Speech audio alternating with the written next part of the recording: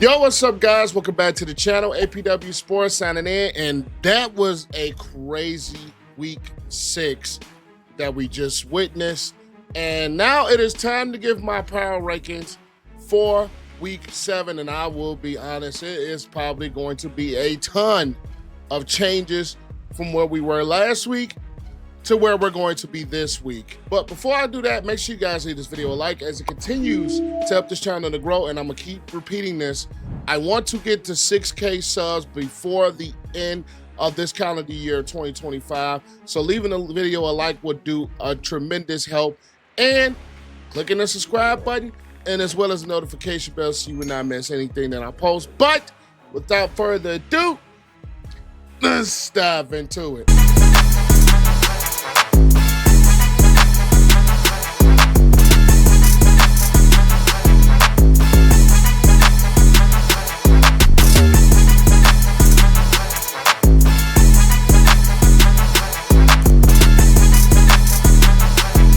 Okay, guys, these are my rankings from last week, and like I said, things will absolutely change. So let's get right into it. Okay, so first we're gonna start with the teams that had a bye week. I had the Houston Texans at B. They didn't play football. You don't move. And then I had the Minnesota Vikings also at B. Like my motto, don't move. You don't play football. So both teams are gonna be at a B. Now we're gonna get to the first game of the week, and that is the Giants and the Eagles. I almost want to move the Eagles to a B, but they're a team that sits in 4-2, and that defense did not play well at all against the Giants. Offensively, they look stagnant, and at least in my opinion, could we be looking at a 2023 Eagles season repeat where they start off hot and things just start to go down fast? At least in 2023, it happened later on in the year, but could we be witnessing that? We shall see. But I'm going to have the New York Giants at a C. I'm moving them up because, one, they ran the football tremendously with Scottaboo. Two, their defense created havoc with their front four, with Thibodeau, with Lawrence, with Abdul Carter, and those guys, and the Brian Burns. Those guys played tremendous football against the Eagles. And offensively, Jackson Dart has gave this football team a spark, and you can really see it in the effort and the way that these guys play football. So I'm going to move the Giants to a C. Next is the Broncos versus the Jets. I had the Broncos at A. I'm going to keep them there. That defense is lights out. Offensively, they had some moments where they kind of struggled a bit, especially in that second half. Bo Nix did not play well, but I still believe this defense is one of the top defenses that we have in the league, and they showed it with 9 sacks.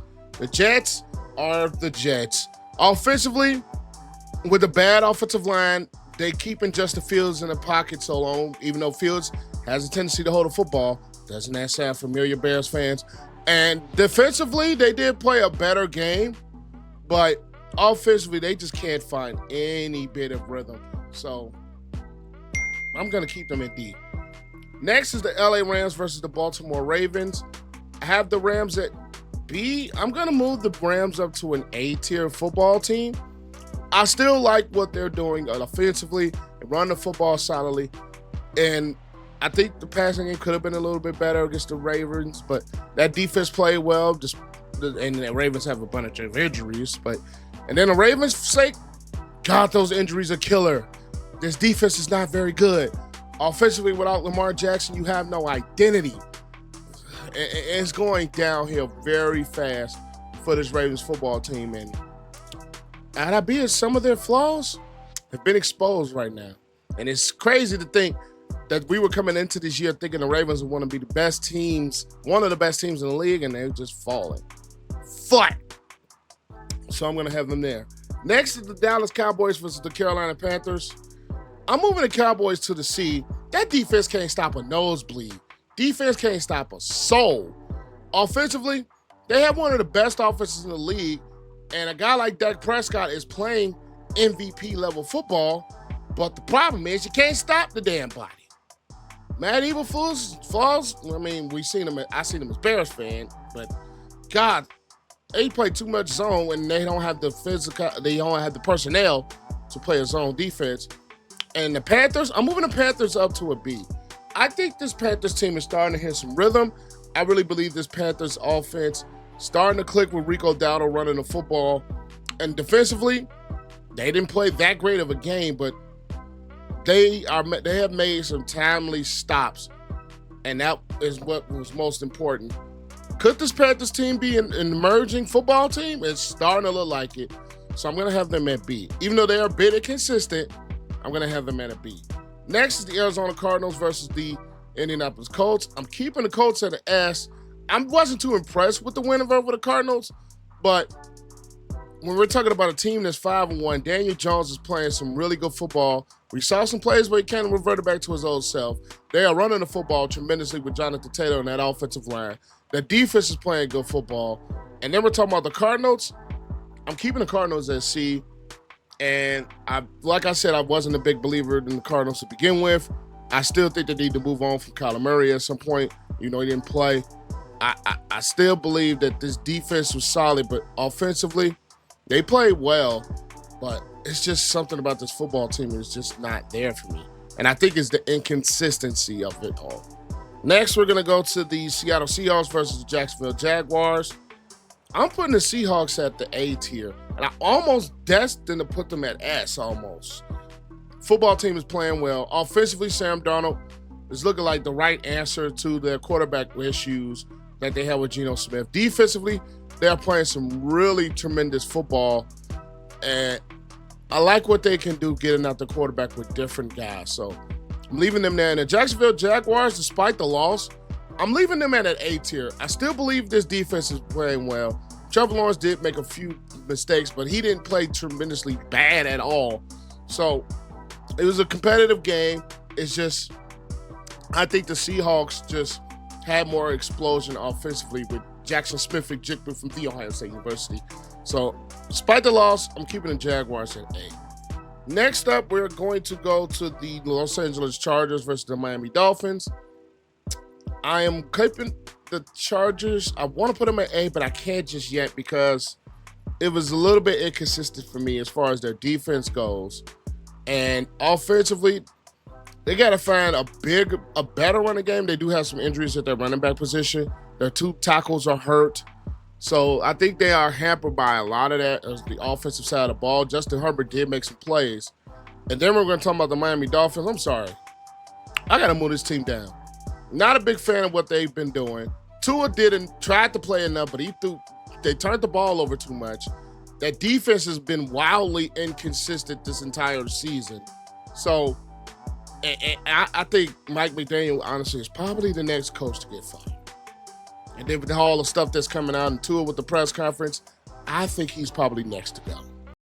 Yo, what's up, guys? APW Sports here, and today's video is being brought to you by ExpressVPN. Now, there's a few things I really like about having ExpressVPN. One, I feel protected. Being on the internet a lot as a content creator, or being on the internet, period, especially in the 2025 modern era, you're going to need protections from hackers. You're going to need protections from your passwords. You're going to need protections from your vital credit card, vital personal information. ExpressVPN does an excellent job of protecting you. And also, if things happen to slip or if things have been exposed before, you will get alerts to your phone that will let you know that things have been exposed to the dark web and that you should take action. And then another thing that I really like about it is that you can unlock more of Netflix. Now, me personally, if you guys don't know, I am a big WWE fan. And since the WWE has a partnership with Netflix in the international areas, you can get your PLEs, you can get your Raw, SmackDown, NXT, all things WWE on Netflix. Best thing to do, switch your location to say a Canada, to say a United Kingdom, and bam, there you go. You have all your access to your WWE content, and it unlocks more things that necessarily United States does not carry. And that is another thing that I really love about ExpressVPN. So to get yours today and get 3 months free, click the link below and use code APW Sports at checkout to get 3 months free of ExpressVPN. You will not regret that at all. Best investment you will ever make. Protect yourself and unlock more television on Netflix to watch. Now, we're going to get back to this video. Next is the Cleveland Browns versus Pittsburgh Steelers. I mean, I will also give this Browns Queen team some type of credit here, because this is a football team that offensively they look a little bit better with Dylan Gabriel than they did with Joe Flacco. We know that defense is good, but when your offense has stalled possessions, when your offense can't be consistent, it kind of nullifies a good defense, and that is exactly what we're seeing with the Browns. And then with the Steelers, I'm keeping them at the A tier. Aaron Rodgers is starting to play well. They have been running football a little bit better. Their defense is starting to wake up, create some havoc, create some turnovers. And the connection to DK Metcalf is something that I was interested to see how that would play out. Starting to play out well. So I'm keeping the Steelers at A. Next is the Patriots versus the Saints. And this might shock a little people. I'm moving the Patriots up to an S. Crazy to think. Drake May is playing some unbelievable football. Their defense is playing well. They are running the football with Gibson, with Stevenson, and Travion Henderson from The Ohio State University. And Gibson got hurt last week, so it's the Stevenson and Henderson from the season out. And Drake May, like I said, playing some unbelievable football. That defense with Milton Williams, that defense is just playing some really, really good football. So I'm giving the Patriots an S nod, believe it or not. Next up, we're going to have the Las Vegas Raiders and the Tennessee Titans. I'm not moving the Raiders and the Titans anywhere. I still believe that game was probably for the number 1 overall pick. And the Titans just got Brian Callahan fired. Geno, he has some mistakes like he always does. The Raiders defense came out and played well, but that Titans offense was basically non-existent, and that defense only held up for so long. Bad football team. And like I said in our short, they should have fired Callahan before the season started. If they were so indecisive coming into the year. So both teams are going to stay, despite the Raiders winning. They ain't moving away. Next is the 49ers versus the Buccaneers. I'm keeping the Niners at A for the time being. And for the Bucs, I'm still believing. Baker Mayfield's playing some unbelievable MVP football. Unbelievable. With all the receivers hurt, Evans is out. Godwin is out. Ibuka from The Ohio State University, he got injured during the ball game, and he still managed to make plays. The 3rd and 14 run was unbelievable. That defense is playing some really good football. I'm really liking what I'm seeing at this Buccaneers team. I really am. And then the 49ers, they still getting killed by the injury bug, but they kept themselves in this ball game. And Mac Jones starting to look like a different quarterback in a different uniform. Really is. It's interesting to see where they're going to get some of their guys back. We're talking about a Kittle, where we're talking about a Purdy, when we're talking about getting Ayuk back at some point, Jawan Jennings, Pearsall. But then Kendrick Bourne has been stepping up, so. But losing Fred Warner is going to suck for this team, along with Bosa's that's already out. But for now, I'm going to keep them in A. Next is the Cincinnati Bengals versus the Green Bay Packers. I am going to. I'm debating this one. I'm going to keep the Packers at B. One, that offense is very inconsistent as far as the passing game goes. Jordan Love has plays when and he's done this before, where he just has the inexplicable turnovers, have inexplicable throws. That defense, I mean, is it as good as we thought it was going to be? No. As we thought earlier in the year? No. And then the Bengals' sake, they did look a little bit better offensively with Flacco, but that defense is just, oh my God. Without Hendrickson, you saw what impact he has on this football team. So I'm leaving the Bengals at D. Next, we're going to have the Detroit Lions versus the Kansas City Chiefs. Look like the Chiefs could be coming back in form. And for the Lions,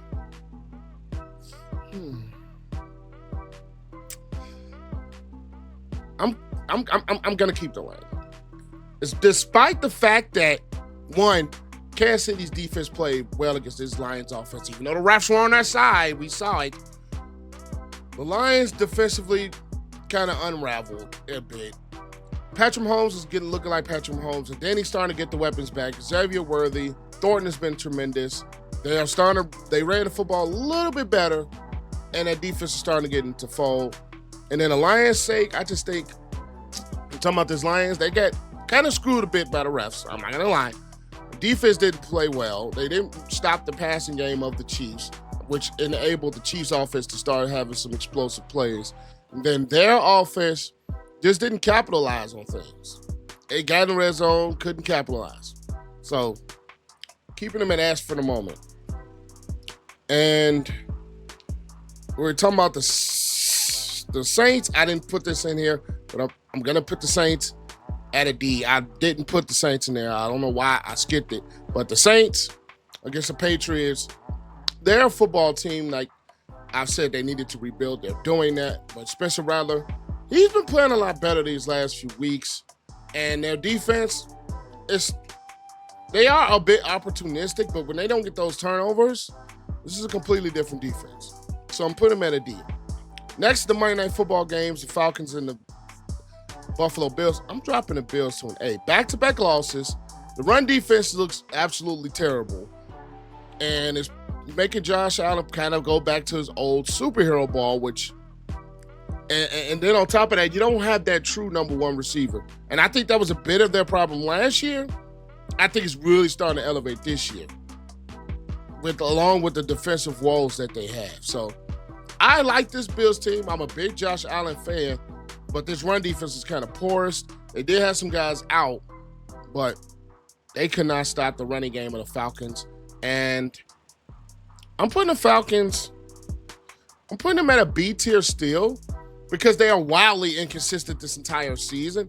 It's like they can have one game they look good, then they have one game they look bad. So it's just, they're a little bit inconsistent is why I'm going to put them in B. Next is my Chicago Bears and the Washington Commanders, last but not least. I'm keeping the Bears at B. And they shot themselves in the foot with a lot of penalties and mistakes. And the Commanders, I'm going to drop them to a B. They turned the football over. And it wasn't one of those games with the Bears where you just thought, oh, the Bears are a better football team. No, the Bears were a team that just capitalized, especially on the turnovers. The Bears had their own mistakes and penalties, which led to the Commanders coming back in this game within this third quarter and the beginnings of the fourth quarter. But I think it was a little bit of a game that, it was one of those games that it seemed like it was going to be the last team to have the ball win. And with the fumble with Jaden Daniels, the Bears were able to kill the clock and win that game. But one thing is the Bears got the running game going, something they haven't been doing all year. Washington's defense, I thought they were going to stop the run or trying to slow down the run. They couldn't do it. Caleb Williams did have missing throws. Jaden Daniels, his legs prove a lot, but they got to cut down on those mistakes and turnovers, which is what really cost them this ball game. But I'll leave that there. These are my rankings for Week 7. Make sure you guys leave this video a like. And like I said, I'm trying to get to 6K subs before the end of the calendar year. And leaving a like will do tremendous wonders, as well as clicking the subscribe button. And make sure you click the notification bell so you not miss anything. But I am APW Sports signing out. Make sure you guys stay safe. Have a great and excellent day. And I will catch you guys in the next one. Peace.